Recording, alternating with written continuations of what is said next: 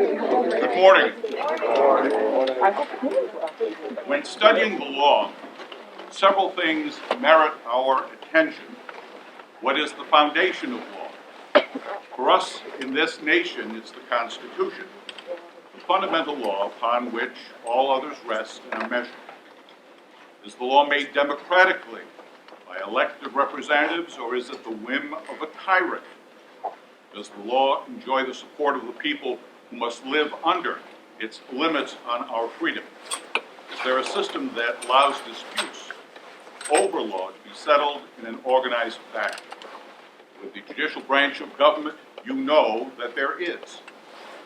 A necessary element of our system is law enforcement, because although every citizen bears responsibility personally, over time in our history, trained professionals are the ones who in most instances enforce our code of laws, not the angry mob, not certainly vigilantes.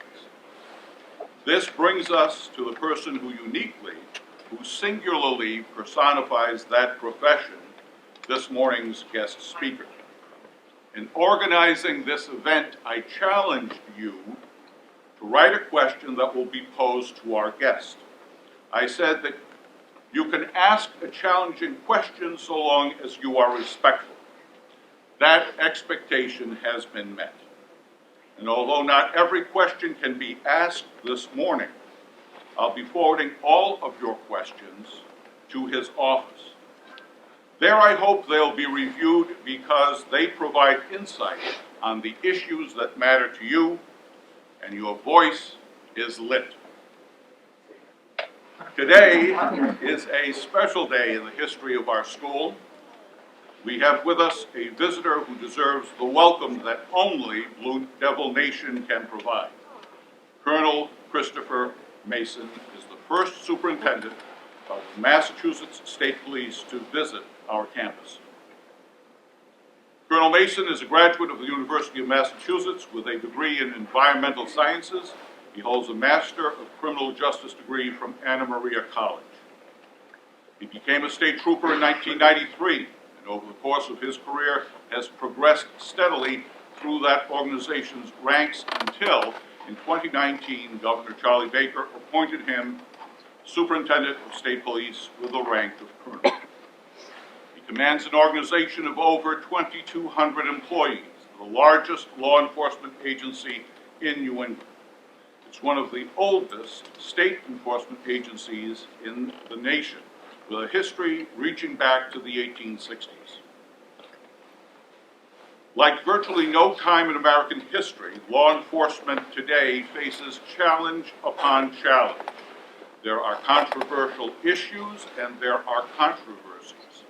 This division among too many of our fellow citizens and the sense of disconnect is yet another challenge.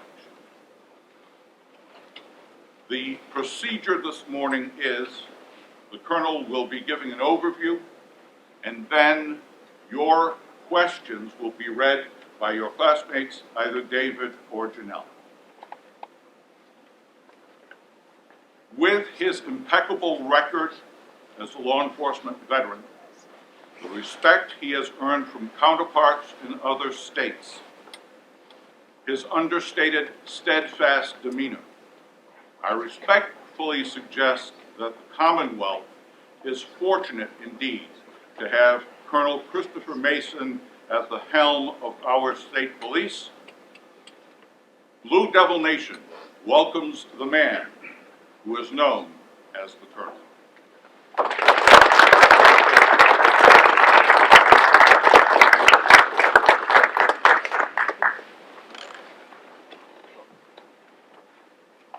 Thank you very much for the invitation to speak today. A couple things that I just want to get right out in front of. At first, when I walked in and I saw the poster, I was a little taken back. I was like, wow, this is going to be a tough crowd to win over. They're already calling me Blue Devil. And my chief of staff grabbed me and said, no, that's their mascot. I'm not referring to you as the Blue Devil yet. So I was like, all right, I'm on good footing. I can still have an hour to win them over. So I'm really looking forward to having this conversation. And I want to thank all the staff here. I also want to give a shout out They tried to lure me into eating some donuts back and some pastry out back. Wouldn't have any part of it. I wasn't going to feed into that stereotype. But I do appreciate the free coffee. I will take that. So thank you very much to your culinary staff, and thank you to your graphics department for the beautiful poster. Really enjoyed it. So I just wanted to come today and have a kind of a frank, candid conversation with you about some of the questions that you may have. I'm willing to take them all on. I really enjoy this kind of give and take, particularly with younger crowds. I have opportunity to speak quite a bit. I speak to the legislator. I testify up at the Hill, at the State House in Boston from time to time on various issues concerning police reform, the status of the state police.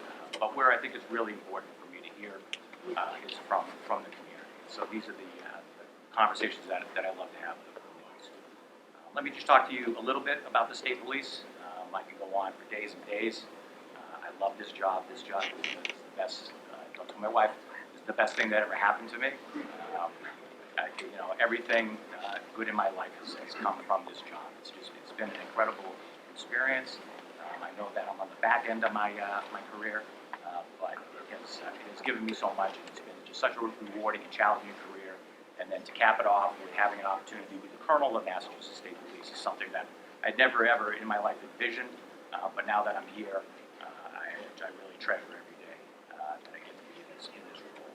And I have an opportunity to work with some very fine people, do something very important work, and I really enjoy coming to work every day. So having an opportunity to speak to you today is just part of that enjoyment. So let me tell you about the mission of the Massachusetts State Police and what it is we do, and then I'll talk about how we do it and some of the why we do it. So really for the state police, we have a defined mission. Our mission is to work in partnership with our local communities to provide public safety. That's a very simple part of our mission. We kind of do that in two different ways. As you know, and have probably seen, you've seen troopers, you've seen the two-tone blue cars up on the highways. We refer to them as a bluebird or a sled. Those are the nicknames that we have. So when you go get a new cruiser, you get a new sled. It's just kind of the job talk. But you've seen them out on the roadways, and they're doing some important work. They're out there to try and provide for safer roadways. So one of the basic tenets of our country is that we want to provide for a safe environment so that you can enjoy life, liberty, and pursue happiness. And we recognize that the roadways, the interstate highways, that's how you get to work, that's how you get to school, that's how you visit your friends, your loved ones. We want to make that a safe experience for everybody. So we are an agency that's very much focused on highway safety, and then your local policing is done by whatever town that you live in this county, Leominster. You'll rely on LPD to do that for you. And then we assist them and augment them with a number of different ways, resources that we can bring in, leadership that we can provide, assistance, support, all of that we can provide to local communities. And then the other way we kind of provide for the overarching public safety goal is through investigation. So we have a number of investigative units. They're tasked with doing long-term investigations. What a lot of people don't know is that the Massachusetts State Police, with the exception of some metro communities such as Boston, Pittsfield, Springfield, and Worcester, we're responsible for the investigation of all homicides. So if a homicide occurs in a community, it'll be the state police that's responsible for conducting that homicide investigation. And then we also conduct death investigations. So what do I mean by that? A death investigation is somebody passes away unattended at their house, so not in the traditional manner that you would think. Somebody goes to the hospital and a medical person pronounces them deceased. This is somebody that dies, at their home or at a park or somewhere. We refer to it as an unattended death. We have the responsibility to investigate those. Why do we take such time to investigate that? Family members want to know what the circumstances are to that death. They want to know how their loved one has passed away. What were the underlying circumstances underneath that death? And they want to be assured that there's nothing unnatural about it. They want to ensure that there's no foul play, that there's nothing suspicious about the death, and they want answers. And so we step into that breach and we try to provide those answers to the extent that we can to those families. We also try to provide and fight crime through education. That's a critical component of what we do. It's getting out in the communities, getting on media, utilizing social media to highlight, public safety threats, concerns, and share that information out so that the public is better informed and that they have an idea of where the threats exist and what the concerns of the day are, so that they can mitigate against those. And then, again, we fall back very much on patrol. So being a visible presence within the communities, out on the highways across the Commonwealth, that's one of the things that we do and speaks to the heart of our mission. So the other important component that we do, and that is not often seen, is, and I referred to it earlier, is that we provide critical leadership and resources during its major incidents. So think natural disasters, so like hurricanes, tornadoes, flooding. You'll see the state police step into that gap where local resources and capabilities don't exist. They don't have the manpower to surge to that level, and we will step in and we will augment them. We have a number of departments that right now are going through critical staffing issues. So I can think of a town right near here that has issues with staffing, and so they've reached out to the Massachusetts State Police and said, listen, we're having a hard time filling all 3 shifts, providing public safety for our community. Can you send troopers into the community to assist? And we do. And so we'll be there for a very short period of time until they rectify their staffing issues, they get some new people on board, they get them through their training process, and then they'll be good to go. And that's something that happens from time to time across the Commonwealth, and we're there to assist. We just concluded a Western Mass initiative where we were in the cities of Springfield, Holyoke, and Chicopee. They had a very real uptick in street violence, and we were there to help them for a 2-3 month period of time.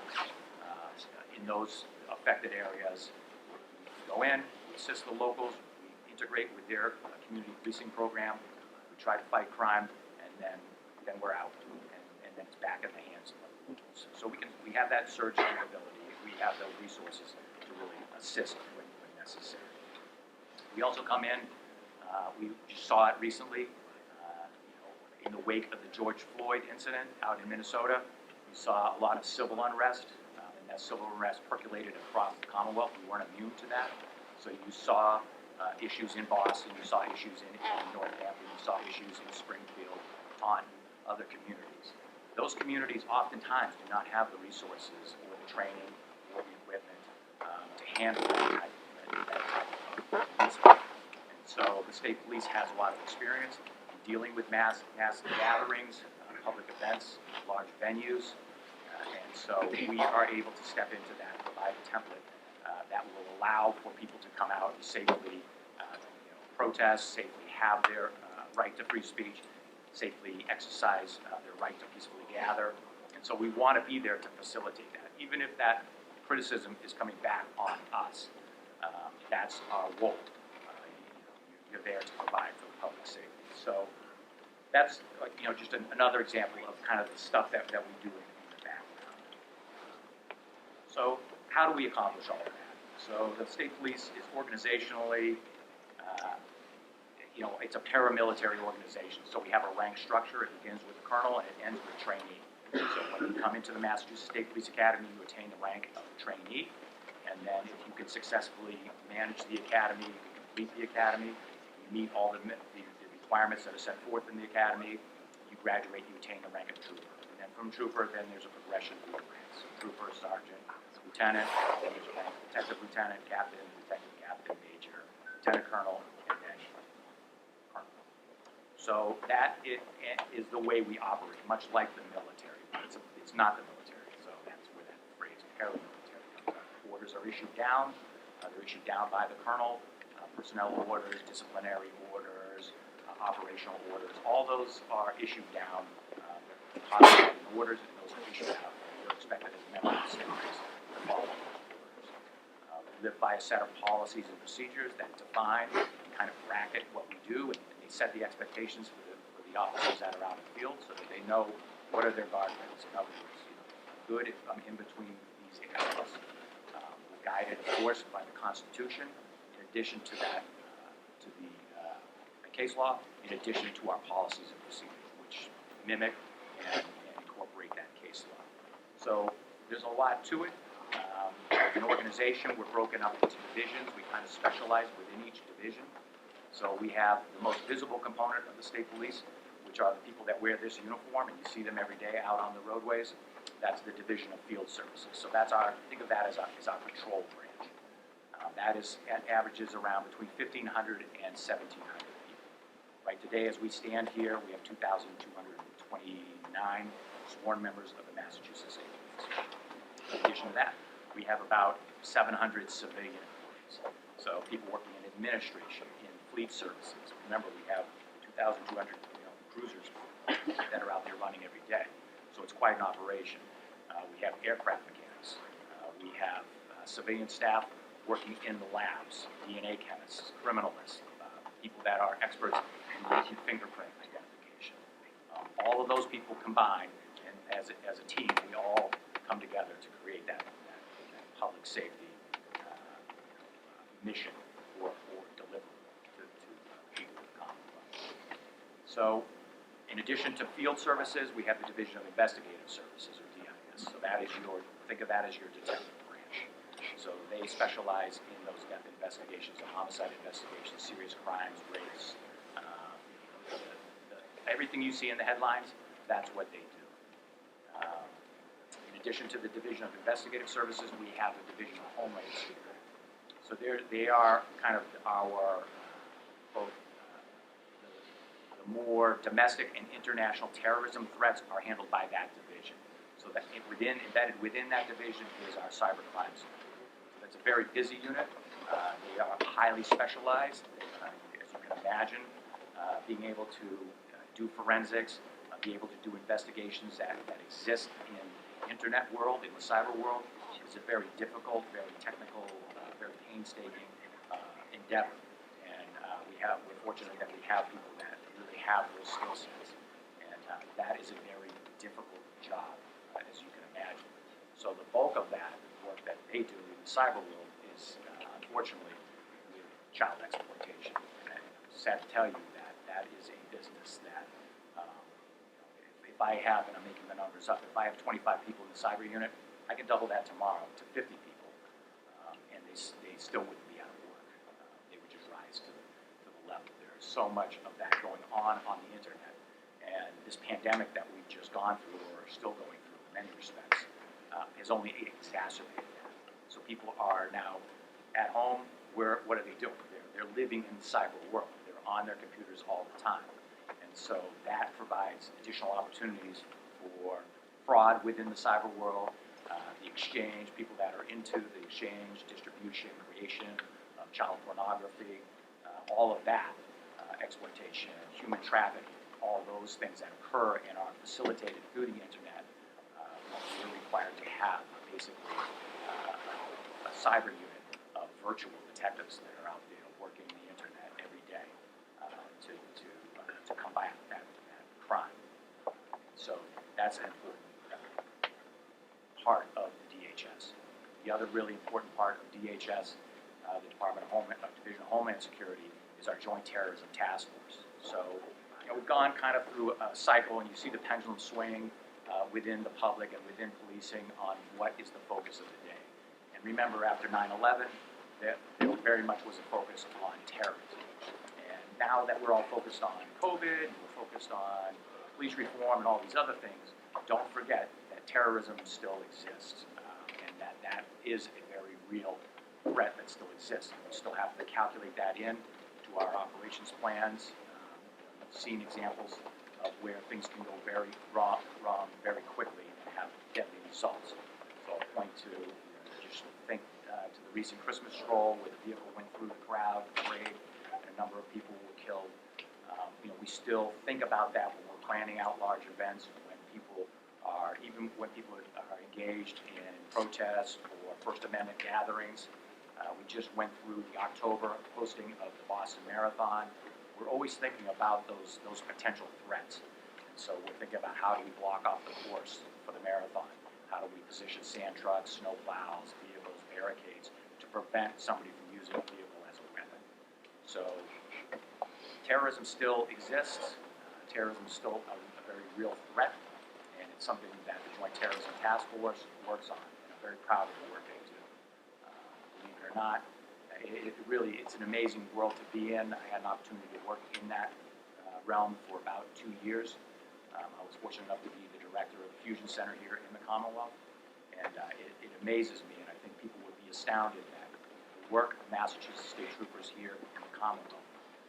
Remember, a source of information is a source of information, so whether they're providing you information on crime, on drugs, or on terrorism, we have people in the Commonwealth that have traveled from other countries that have information relative to terrorism activities that are being conducted overseas.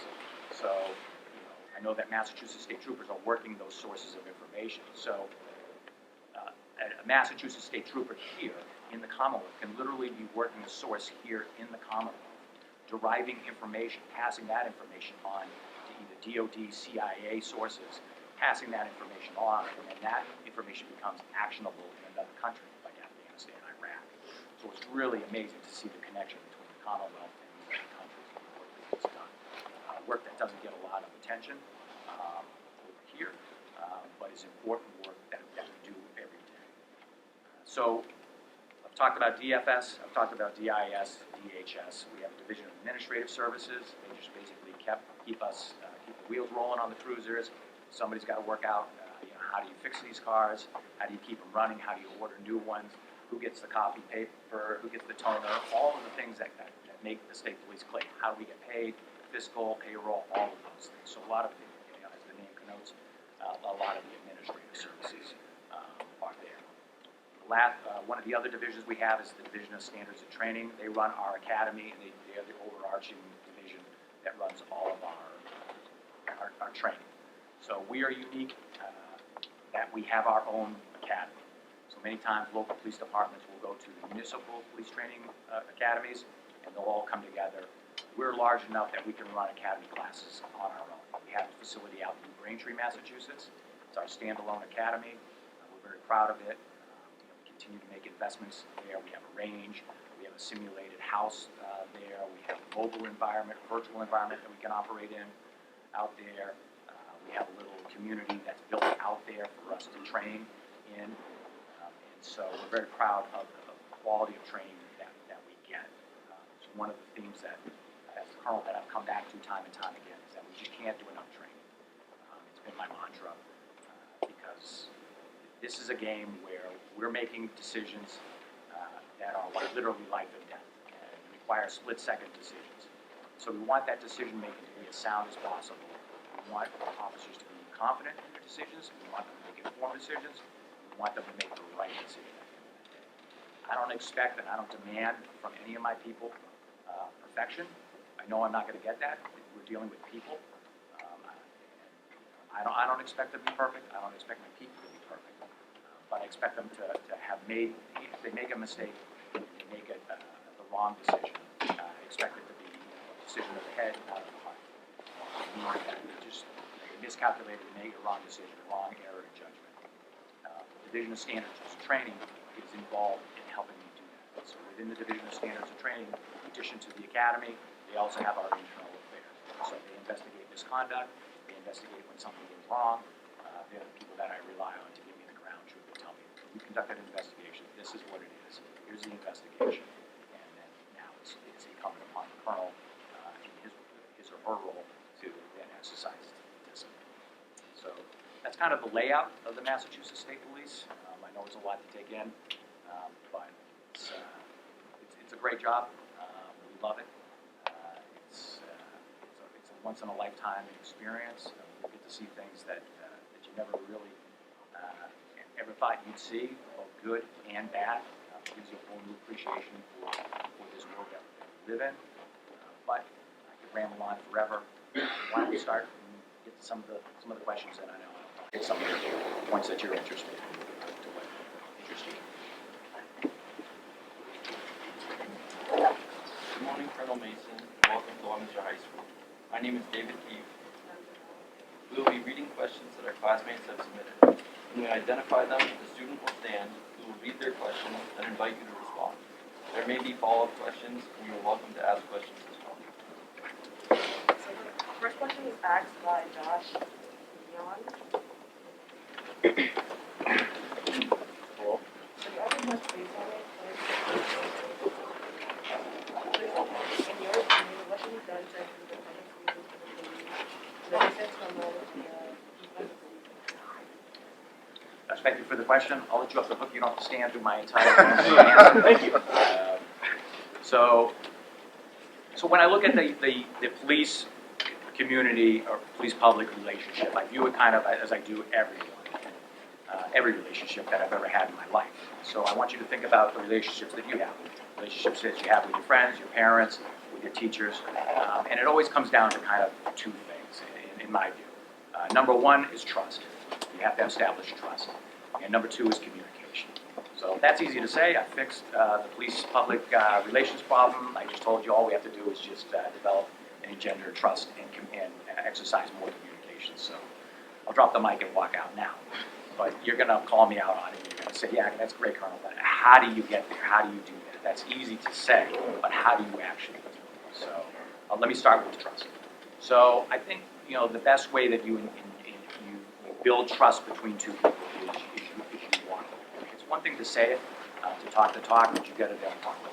So you're going to be measured by your performance. How do you do? And so very much that's the way I want the Massachusetts State Police to be measured. I want the good work that we do to be out there. I want it to be available to the public. I want them to know. But I also know that I can't hide the things that go wrong. If there's misconduct on our job, we live to a very high standard here on the state police.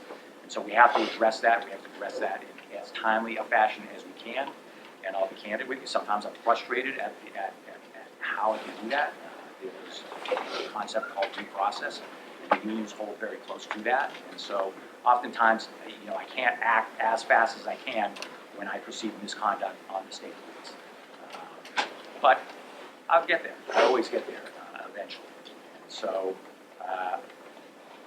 really, I think, through our performance, being out there, doing good work, and reflecting that good work is how we start to build that trust. The other component to that is the communication. And we're not going to have this trust between us if we don't start to communicate. If we don't start to listen and hear from our communities what they want, what their expectations are. It is not my job to say to you, hey, this is how we're going to do policing in your community.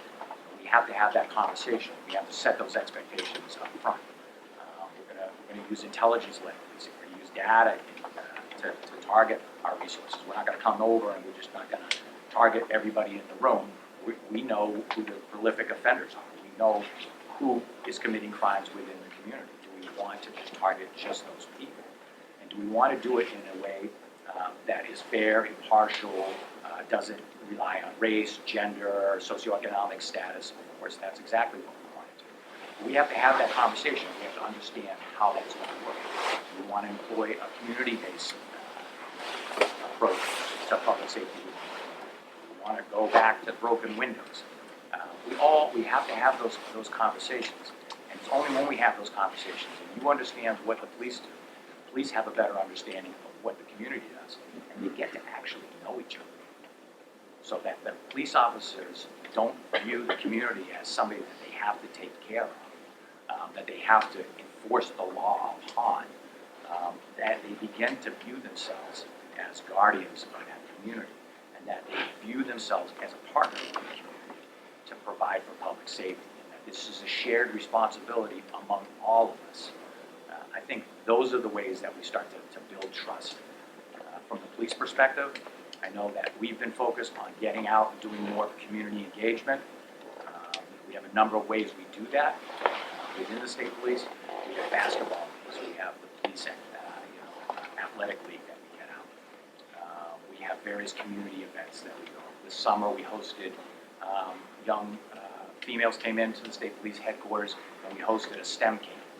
So that they had an opportunity to come in and interact with police officers, predominantly female troopers, so that they got to see that, hey, there are female troopers. Hey, there's somebody that is modeling the way, and I can have a career in law enforcement. Or maybe I don't want to wear the uniform, but I want to work in the lab. I'd love to do DNA work. I'd love to go out and be a criminalist and go into crime scenes and collecting evidence.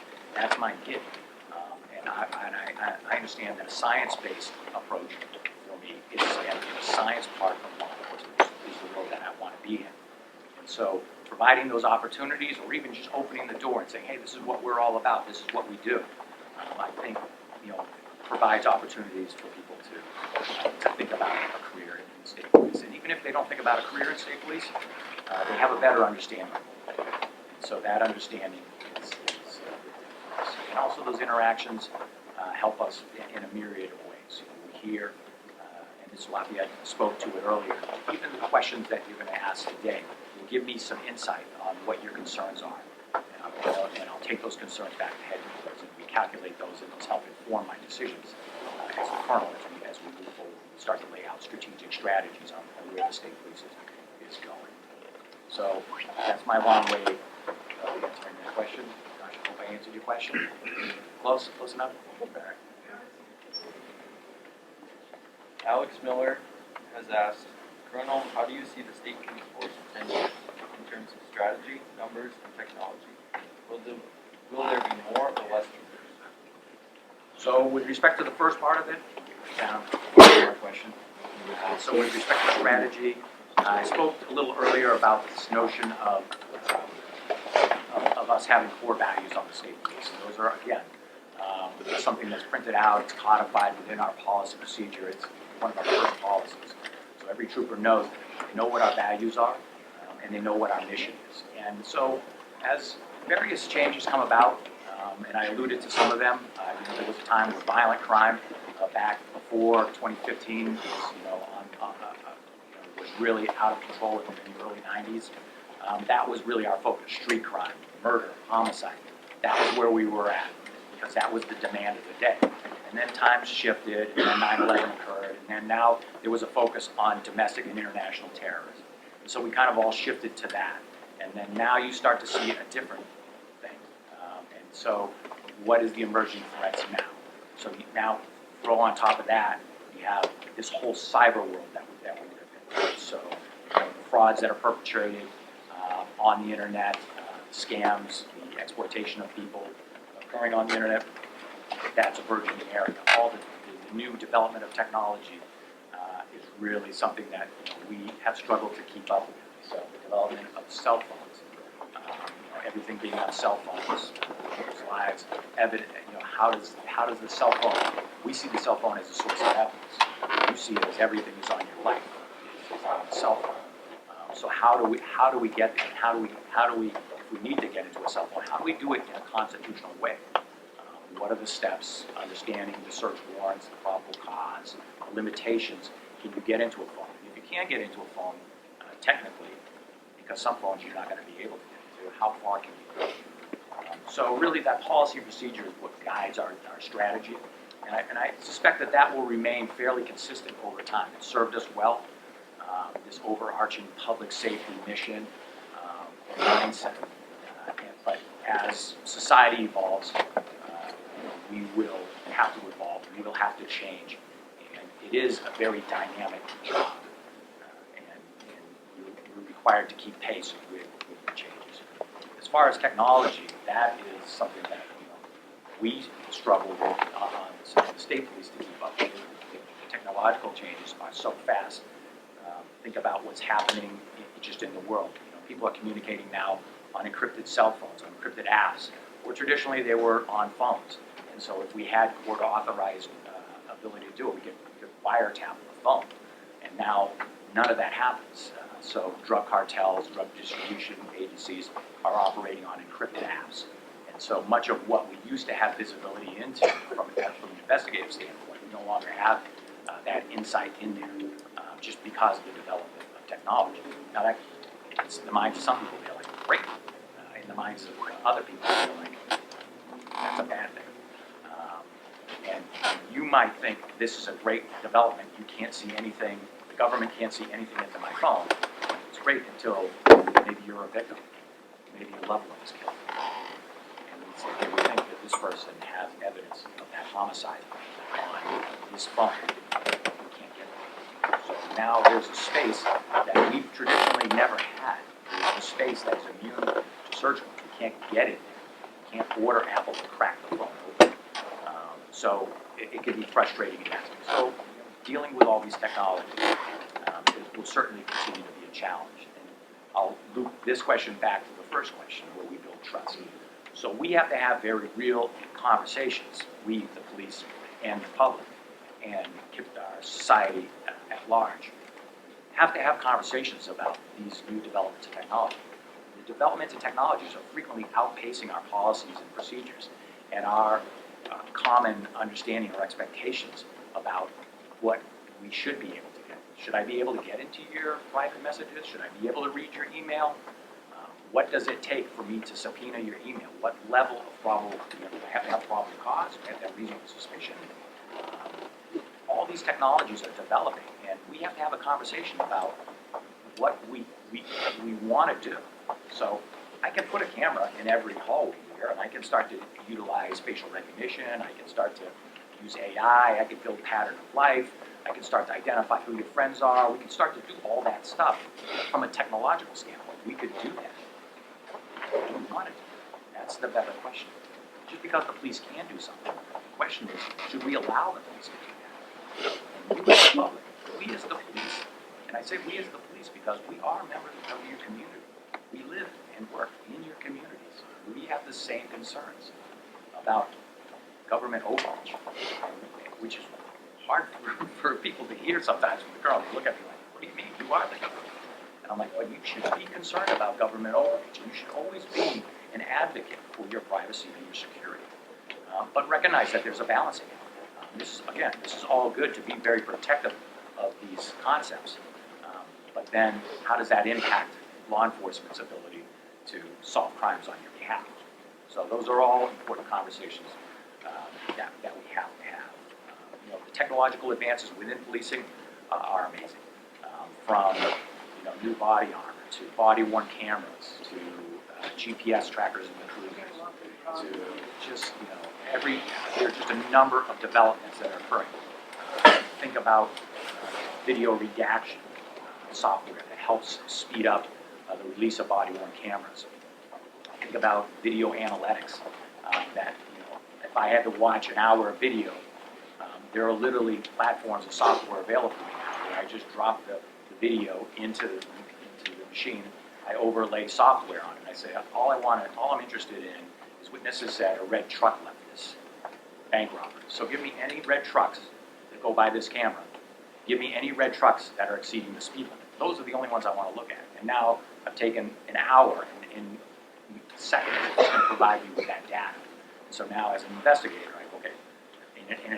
in a couple minutes, I've very quickly gotten to all the red trucks instead of sitting here for an hour. And so the productivity gets better. Speech to text software. So back in the day when I started, you typed out your report on such and such date. I responded to such and such an address. Now it's speech to text. And so we're moving in that direction. So now troopers will plug in a mic. They'll use Nuance Dragon. They'll literally dictate, and they do it faster. The benefit of that is now they're back out on the road faster. You have an additional trooper that's out there visible, another trooper that's available to answer calls, another trooper that's available for backup. So again, another way that we're exploiting technology, trying to tie all of our data sources together and start to federate searches. So almost like Google for police, when I put in Chris Mason, I don't have to go to 20 different, I have to go to the firearms database to see if he's got a firearm. I have to go to this database to see if he's ever been involved in domestic. To go to this database to see if he has a driver's license. It federates it. It gives me everything back in one slick package and saves me a lot of time and effort, and maybe creates those investigative leads that further the case. So that's really where we're going with technology. It's an exciting, great new world, but it's a world that I think we have to proceed down that road very cautiously. And we want to do it in a thoughtful, very measured approach. We want to do it in a way that people understand what the police and what the government is using. So, does that answer the question? Thoroughly. Okay, next one is by Caitlin Walt. And she said, what do you do in order to ensure that gun safety is maintained when yourself and your children are out? Thank you for the question. So when I think about that, again, I loop back to my mantra, training. So one of the massive responsibilities you have as a state trooper is that you're conferred a certain amount of authority that comes with dispatch. And the authority to deprive people of their liberty.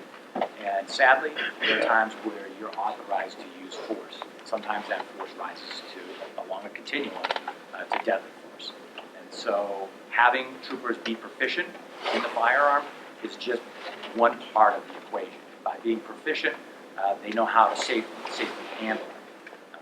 They know the rules. Again, we have policy and procedure that provides these expectations and sets the guidelines for troopers so that there's no questions. There are very basic tenets.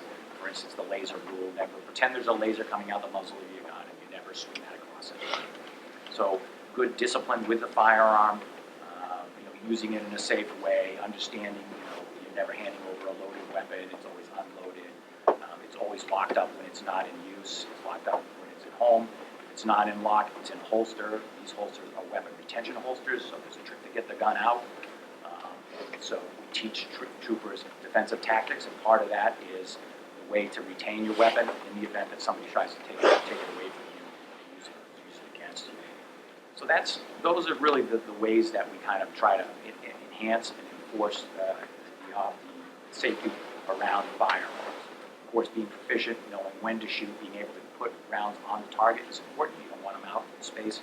You're responsible for every one that leaves the gun. But probably the most important facet, the two most important facets that I see kind of in that realm are the decision-making that goes around it. Understanding what the use of force continuum is, and understanding when deadly force is required. And just because deadly force can be used doesn't mean it has to be used. And so teaching the troopers how to do that, and giving them instruction in that critical decision-making, and keep in mind, these are decisions that are being made in milliseconds oftentimes. That's all right at the core of firearm safety. Again, to loop this question back for the other question, you look at the new technologies that go with firearms, and you have red dot optics, so you're not relying on the traditional iron sights, so more accurate, you can develop your proficiency better. Flashlights that are now attached to the gun, so you have better acquisition of the target, better identification, which is critical. Right? You may not think that's a big thing, adding a flashlight to a gun, but when I can see that somebody's holding a cell phone instead of a firearm, that makes a big difference. And so adding all that technology to the firearms is part of that safety. And then, this is a little bit off of your question, but I think it's an important point to hit. With respect to firearm safety is dovetailing that with our officer wellness. So it's no secret that being in the law enforcement profession, you're exposed to some very ugly things. You're also exposed to, spoiler alert, some very beautiful things. You get to see the very worst of society, but you also get to see the very best of society.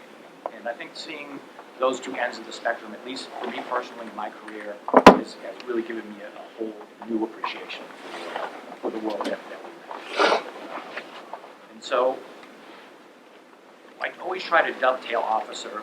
It's a difficult job. So you're going to see some very ugly, horrific events. You're going to be placed in some very stressful conditions. It's a challenging job. Make no mistake. And sometimes those challenges, sometimes that repeated trauma over and over and over will wear on a person, and you will suffer mental health consequences. You will have suicidal ideation. And so having a program that addresses that, gets out in front of that, and then recognizes that, which is something that law enforcement traditionally has not done. We've always been type A people, and we've always suck it up, pull yourself up on your bootstraps, and just get back out there, kid, and do it again. And so we've very much tried to change that culture. If a trooper, using an example, if a trooper goes to a traumatic rollover, maybe an infant's killed, we're not going to take that trooper and just say, okay, thanks for handling this accident. Just get back in your car and go back to work. I want the supervisor engaged with that person. I want them talking to that person. I want them, is that person fit for duty? And traditionally, unfit for duty has been a very bad, had a very negative connotation within the policing group. Again, rough and tough trooper, there's nothing that affects me. That's not true. Everything affects everyone. And I want supervisors engaged with our personnel as an officer wellness component to our job, and thinking, hey, this is a pretty traumatic event that this trooper just went through. buddy, why don't you put you out on fatigue time? I want you to go home. We're going to check in with you a couple hours from now. Are you in a good space? Are you in a moment? When you have those conversations, and again, when you start to trust and when you start to communicate, you start to open up those lines of communication, people will say, hey, what, Sarge, I'm not okay. I need a timeout. So it's appropriate to give them that timeout and get them back to where they need to be.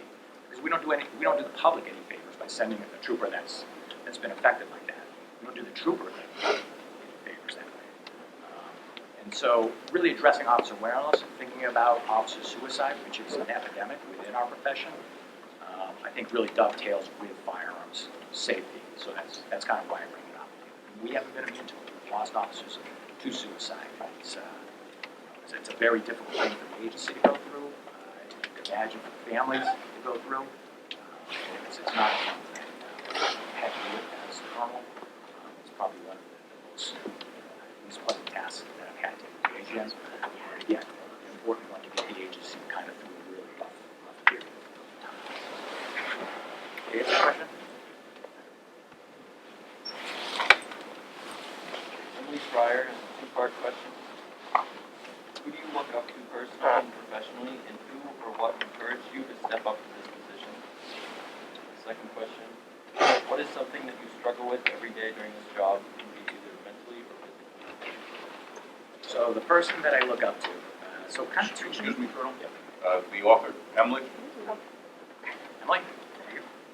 So Emily, kind of the person that I had always kind of looked up to as I was coming up through ranks, and I started thinking, right around like the sergeant's position, now you start to focus, you're not just right out on the line, you're starting to think about developing your leadership skills.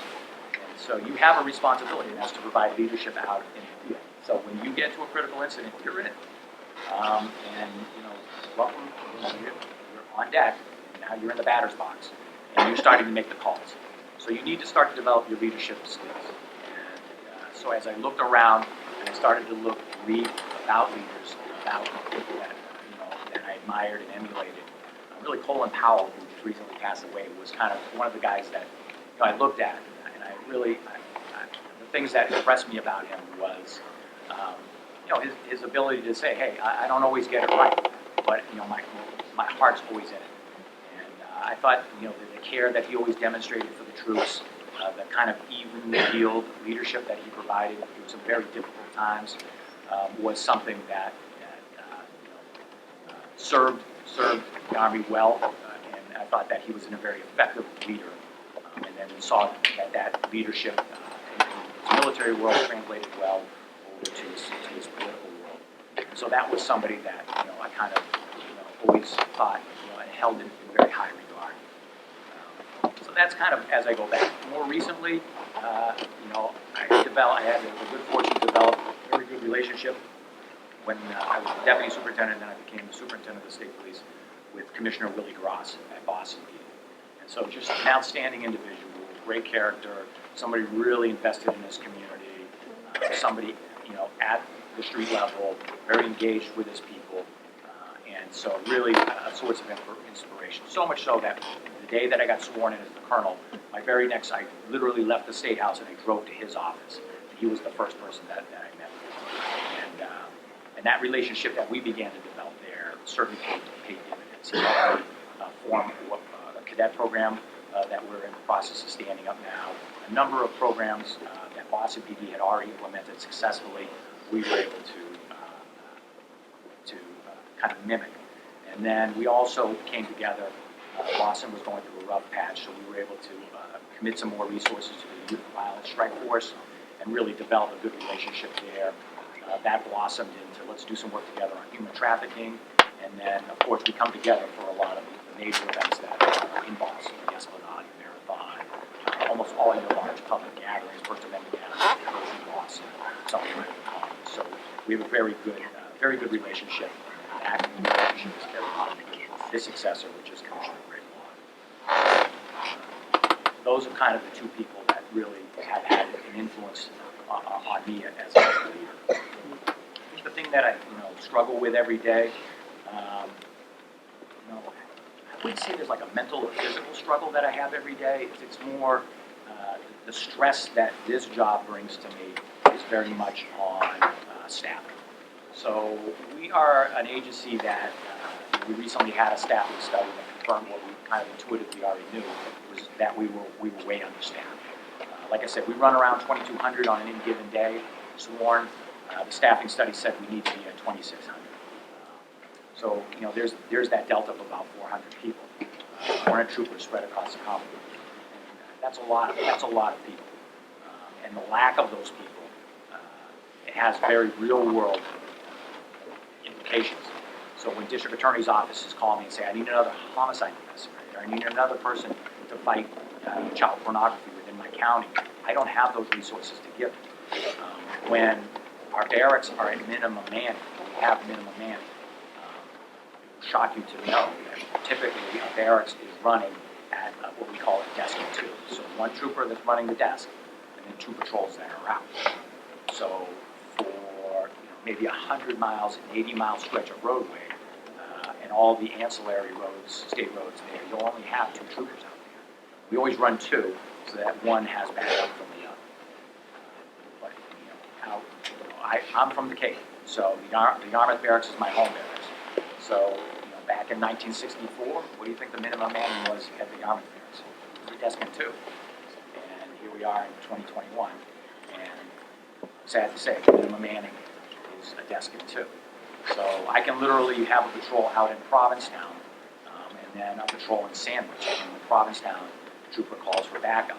That's a 45-minute ride. That trooper's all by themselves. We ride alone. So there's a lot of self-reliance and independence that are baked into troopers, but there are just times where you need backup. And so that is really where the partnerships that we have with the local departments comes into being. Frequently, it's more often that I'll be backed up on a road stop by a local officer than I will by a brother or sister trooper. So that staffing, that frustration, that's kind of the thing that gnaws at me every day. It makes it hard to really, how do I do this amount of work? That amount doesn't change. In fact, that amount generally expands with this fixed number of people. And so we're constantly in a battle to try and get new classes for the state police to get those funding. That's where I spend a lot of my time and effort, is trying to impart to the legislature the importance of full staffing. If you don't have full staffing, again, it has an officer wellness and a public safety implication. Because if we're at a desk and two, and then on day shift, and the eve shift is a desk and two, and one of those people gets COVID, gets sick, is injured, and now they're at a desk and one, guess what? Congratulations, you're being held over to the next shift. And so troopers are routinely being forced to work another shift, so 16 hours. And so that's fine if that happens once or twice. But what do you think your kids say when you start missing baseball? What do you think your wife says, or your husband says when you stop, when you're working 16 hours every day? And what do you think that impact is on your sleep schedule, on your wellness? All those things have an impact. So it's something that we try to guard against, and it's why I'm always fighting for staff. Ashley St. Louis, like, what has a do professionally, and so is there a significant number of women and people of color who must be recruited? And then the next one is, how are they recruited? And also, are troopers required to be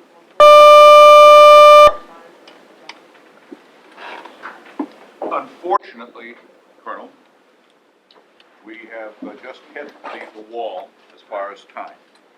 I think it is safe to say that these were not cookie-cutter answers to good questions. As I have explained to you, and you're getting all of them. You're getting all 111 of them. And even if it's an occasional email, I will make sure to pass that on to all of them. Before you are dismissed, Are you? that is one day I'm not allowed to dismiss you. Before you all head off, Colonel, as a memento of your visit here to Leominster High School, we have a copy of the poster, the graphics, put together, and we hope that you will display this in HQ. Thank you on behalf of my students and my colleagues here at Leominster High School. We had Dr. Kaczynski in earlier, we had Mr. Bayshak, one of our assistant principals, Mr. Kind, another assistant principal. Thank you.